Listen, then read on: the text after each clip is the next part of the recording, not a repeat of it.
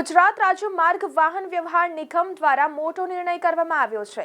ST નિગમ દ્વારા ચાલતી બસ સેવામાં ભાડામાં 10% વધારો કરવામાં આવ્યો છે। ત્યારે આજે તેમજ નવા ભાડા લાગુ કરવામાં આવ્યા છે।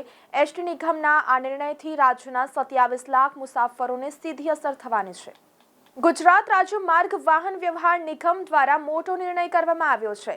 એસટી નિગમ દ્વારા ચાલતી બસ સેવામાં ભાડામાં 10% વધારો કરવામાં આવ્યો છે। ત્યારે આજે તેમજ નવા ભાડા લાગુ કરવામાં આવ્યા છે।